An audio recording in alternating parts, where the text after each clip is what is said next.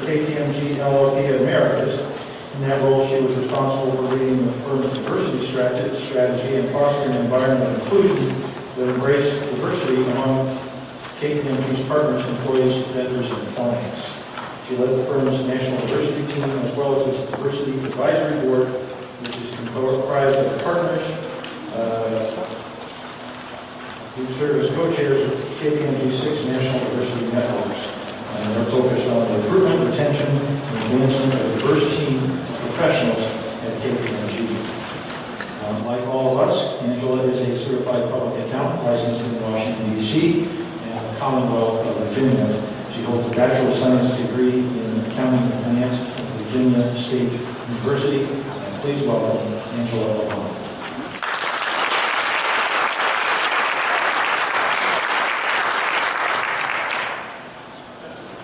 Good morning. Good morning. Yeah, it's still morning. So I wish we had 22,000 members. I said we actually represent about that many, but we'll get 22,000 one day. So does everyone have a little activity sheet in front of you? Yes, called the Village of 100. So what I'd like for you to do is just read the instructions and take about 3 minutes and jot down your answers to the questions.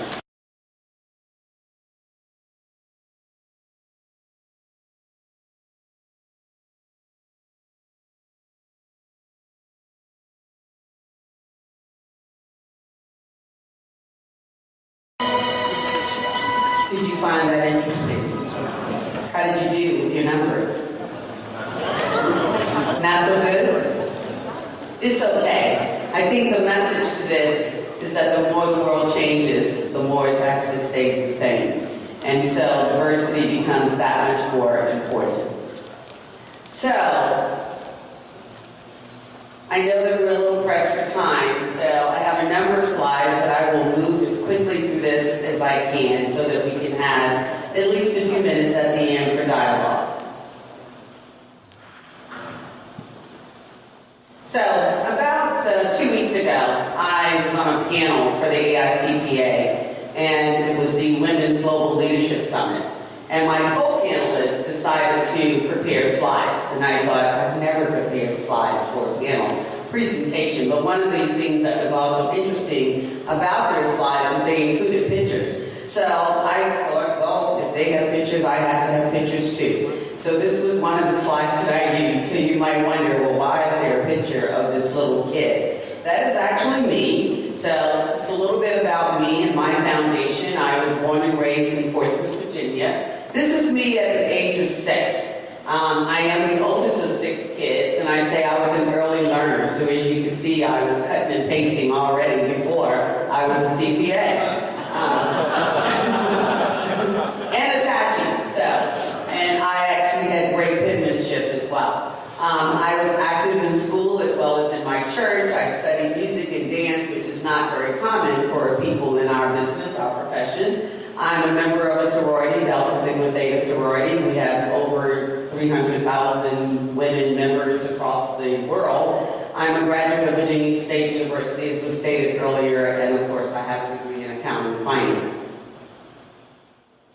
Just a little bit about my journey. As you can see on the screen, you've heard a little bit about it when I was introduced. I actually started my career at Anderson. I spent a number of years there. I left Anderson as a senior manager. From Anderson, I went into corporate. I was with Corning Incorporated, held a number of positions with Corning, both on the internal audit side and in the mergers and acquisitions area, and ultimately in Corning's optical fiber business. From there, I went back, and I was with Anderson, I should say, in Washington. I went back to Washington for an appointment as the Inspector General of the District of Columbia. That was quite an interesting and exciting time in my life, to say the least. If any of you know, I'm sure you know about the role of the Inspector Generals in federal government as well as some in state and local government. And then ultimately, I was with KPMG. I actually started our internal audit, risk and compliance practice for the Washington-Baltimore area, became partner in charge of diversity, and today I've come full circle in my career as NABA's president and CEO.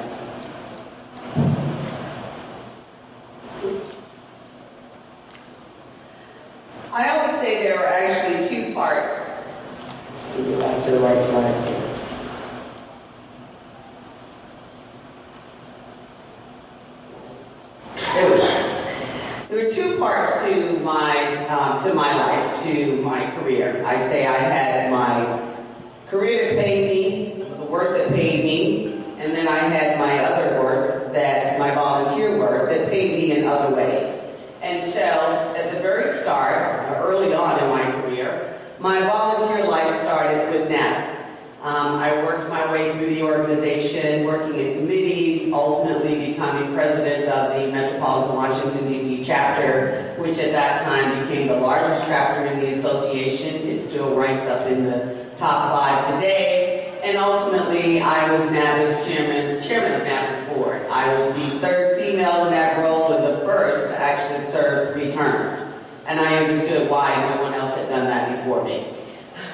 From my NABA career, at least at that point in my NABA career, I went on to be a member of the board of the Washington, D.C. affiliate of the American Heart Association, held a number of roles with Heart, including ultimately serving on its audit committee until the Anderson debacle, and then they became a client of KPMG. So I had to change my role and work in other committee roles with them.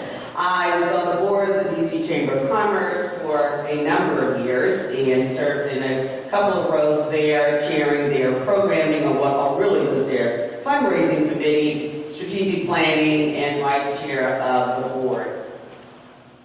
I also served on the board of an organization called Mentors Inc., which is focused on mentoring high school students in the metropolitan D.C. area, and an officer there. I'm a member of Leadership Greater Washington. I'm sure you guys have similar programs, regional leadership programs here in California and in various cities. I am a Girl Scout. In addition to being a lifetime member of NABA, I'm a lifetime member of Girl Scouts Council of USA. Served on our local board and worked around the celebration, fundraising for the celebration of Girl Scouts 100th anniversary.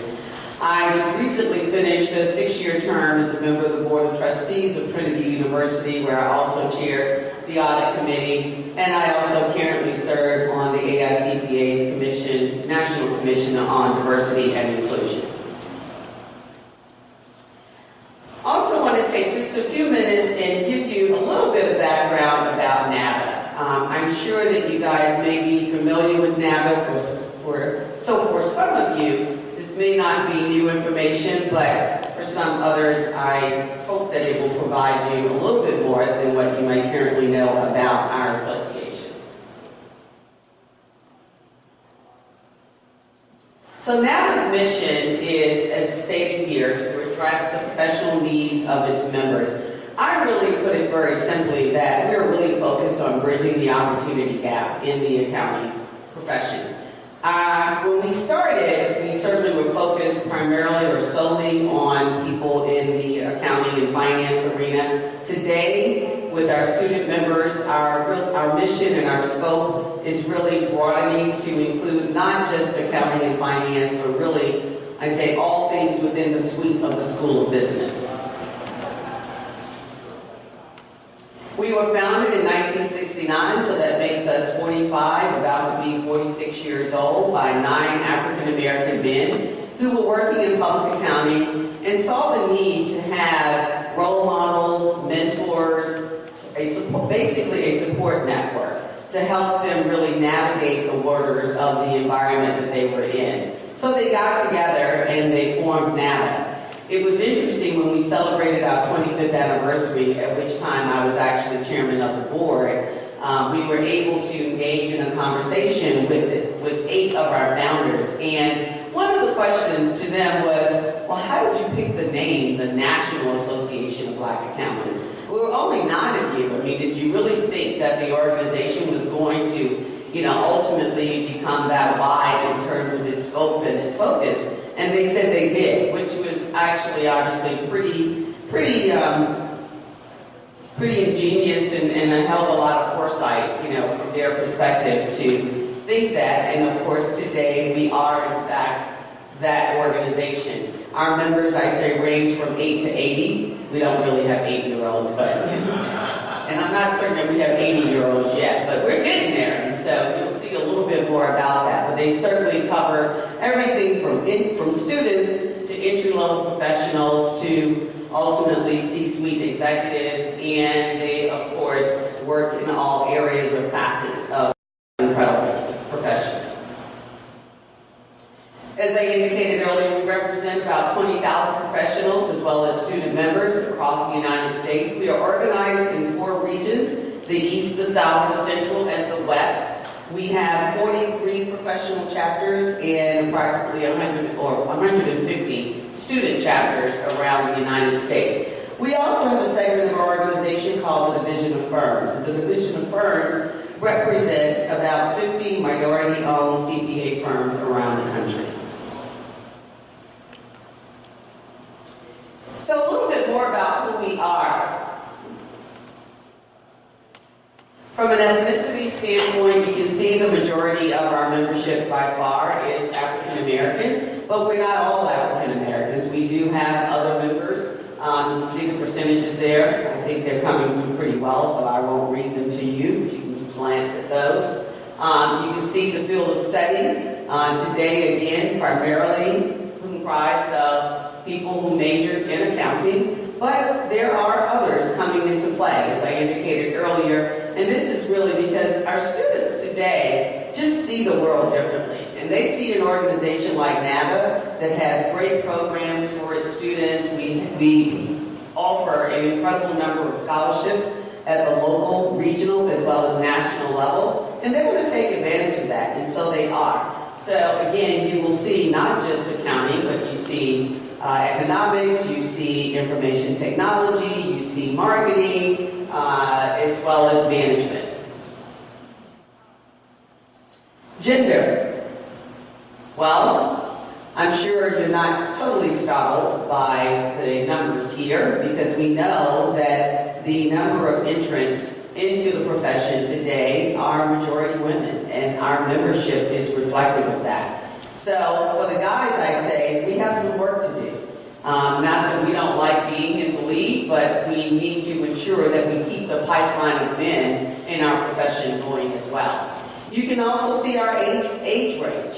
What we have here, I should point out that these numbers do include our student members, and so the 33% that are under 24, that's where the students, of course, are primarily sitting. You can see that as we age as an organization, you have roughly about 16-17% of our membership that is in the 40-plus category. What do we do? Again, no surprise there that the majority of us, our membership, do in fact work in accounting. You know, significant numbers really spread around evenly in the other areas of focus: internal audit, public accounting, etc. Our membership by region. You can see here again, the majority of our membership is concentrated in the eastern region. That's no similar to the population of the United States. It's heavily concentrated in the east, and the rest is pretty split, you know, around in terms of the south, the central, and the west. The value proposition. Why should you be or invest or be a part of NAVA? Because we do great things. We build business leaders. We build diversity in organizations. We have incredible programs, as I indicated earlier. NAVA, I have found, you know, one of the things we say, is a safe place to develop leadership skills, a safe place to hone the skills that one needs to be successful in the workplace. And so through engagement, participation in NAVA, you know, you get the opportunity to, again, hone skills that you're going to need to, in fact, be successful. Some of our strategic priorities for fiscal year 2015, as stated here, are one, focused on ensuring that we continue to maximize value for our members, ensuring that we have strategic alliances. Those alliances would include organizations like the California State Society and other state societies really around the United States, the AICPA, the PCAOB, the SEC, all of those professional organizations that really have the same goals ultimately in mind that we do with respect to diversity, with respect to building leaders in organizations. And so we are really beginning to focus very, very strongly on shoring up those strategic alliances, which of course ultimately represent, I believe, a win-win for all engaged. Governance and operational focus is simply a continuance of all organizations need to shore up their operations, make certain that we have the right governance structures in place in terms of what we do, in terms of who our leaders are and how they're represented in the organization. And last, brand alignment. You know, as I stated earlier, we are 45 years old. We have 43 chapters across the United States, 150 student chapters. We, for the most part, and probably at least over half of our life, have really been focused at the volunteer level and enabling our volunteers to really help build this organization. And so with that, as you expect, and I'm sure you've seen it in other organizations that you've been involved in, sometimes, you know, folks get a little ahead and we need to do things to shore up and ensure that the brand of who we are and what we do is appropriately communicated across the organization.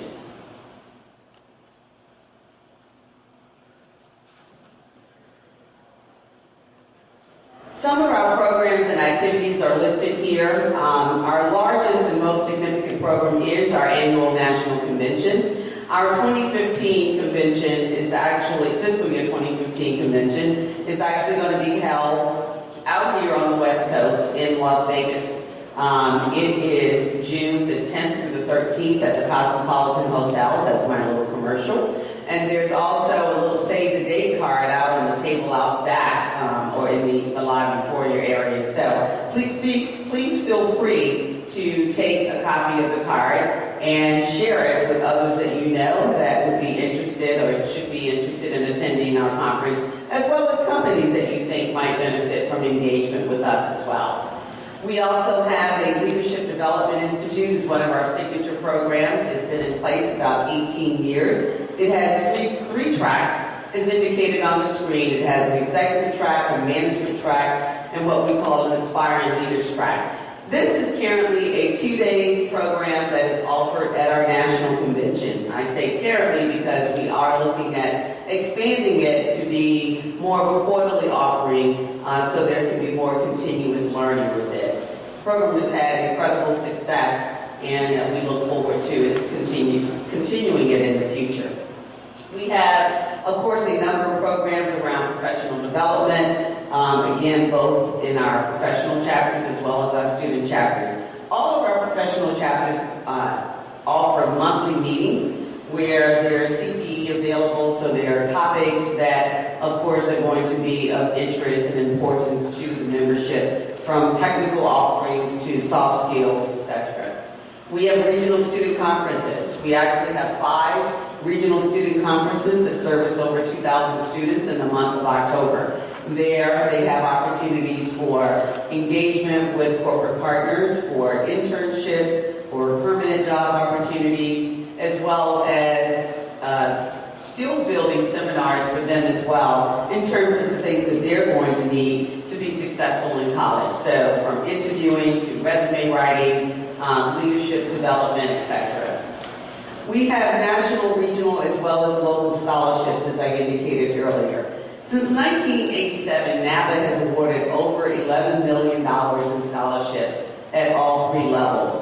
Just this past year, in fiscal year 2014, we awarded over $654,000 in scholarships through our national, regional, and local programs. And actually, over 100,000 of that was awarded at our national convention this past June in Washington, D.C. So we're very proud, of course, of the dollars that we've been able to award to our student members to help them continue their education and then ultimately come back and give back to the organization. One of our other signature programs is our Women of NAVA Network. This is a program that is offered at our national convention, focused on women. We do let men in the room, but it is focused on women.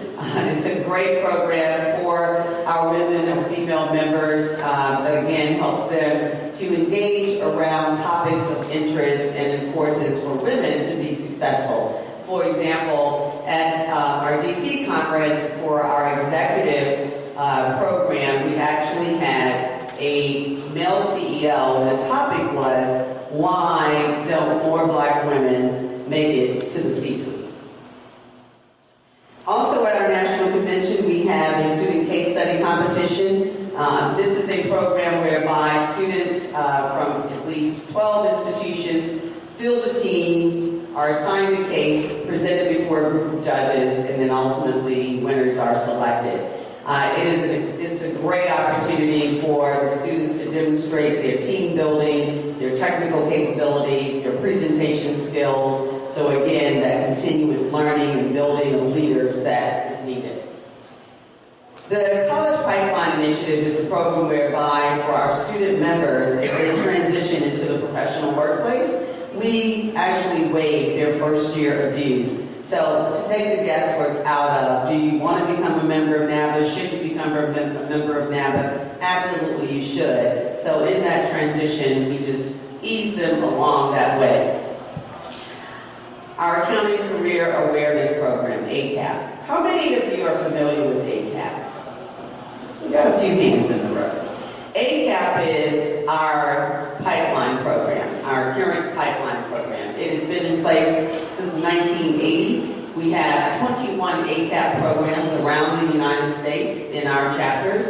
ACAP is a one-week residency program focused on high school students, really focused on helping them, again, to prepare for college, to understand the importance of college. During that 1 week, they participate in, again, skills-building seminars. They also visit local companies, accounting firms.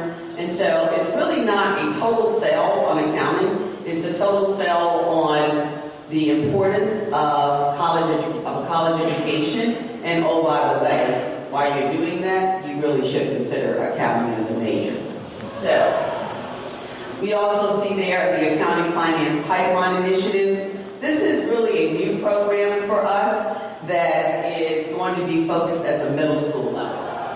And last but not least, NABA Cares. There are a number of things that we do in NABA Cares, but what's really important about NABA Cares, it really is in concert with NABA's mission, which is lifting as we climb. NABA Cares is focused on ensuring that we give back to the community. So for example, every city that we go in for our national convention, we will actually do a program in the community, whether it's helping to rebuild a home like we did in New Orleans for Habitat for Humanity, or actually packaging foods for senior citizens, which is one of the activities that we did this past convention. This is just a listing of our convention corporate partners. You'll see many familiar names on this list. I am not going to read this to you. You will get a copy of my presentation afterwards, and you certainly can feel free to explore it further. So, just a couple of things as I begin to wrap up. I'm diverse, I've had a diverse career. I'm sure many of you have as well. We started with an exercise that really get us focused on diversity and the importance of it and what our world will potentially look like one day. Why do I think diversity is important? Throughout my career, I've been focused on it probably more than I actually even knew that I was. And I still believe that it's important, obviously, in my role with NABA. And I further believe that diversity within our profession is not what it should be. And so, again, hence my role and my focus with respect to being a leader or the leader of NABA. It is no longer simply the right thing to do. It is truly a business imperative. I believe that organizations really need to look like their customers, their clients, the markets that you serve. And if you don't, you're not going to be as successful as you could. So I think diversity is not, again, simply the right thing to do. We live in a diverse world. We have to embrace that. It is very important for us to be successful. You know, again, I think we've all heard the story that diverse teams are better, make better decisions.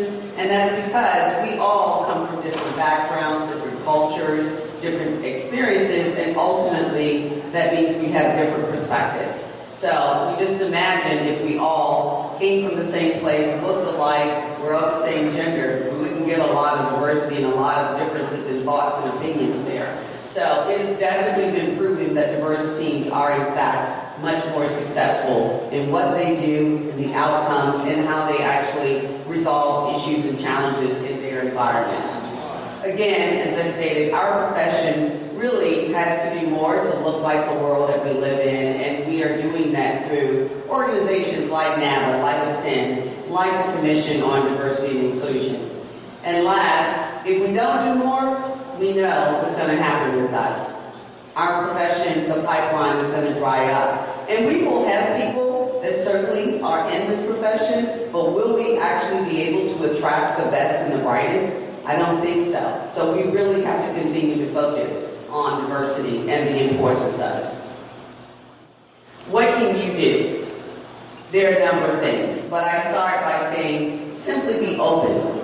Be open to diversity, the importance of it, understanding it, learning from it, valuing the differences that we all bring to the table, whether it's cultural, whether it's ethnic, whether it's gender, whether it's sexual orientation, whether it's people with disabilities. It all makes a difference.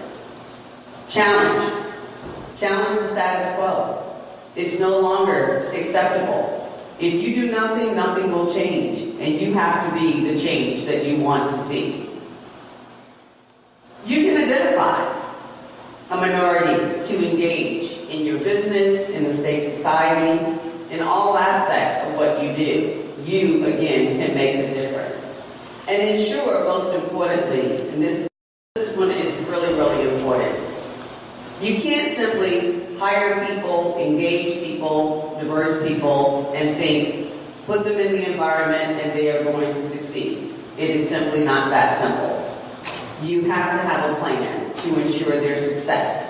And you have to have a plan to ensure your ultimate success. So you need goals, and you have to be accountable. And again, take the lead. You can make a difference. Be the change that you want to see. I thank you for this opportunity. I hope you enjoyed my presentation. Thank you.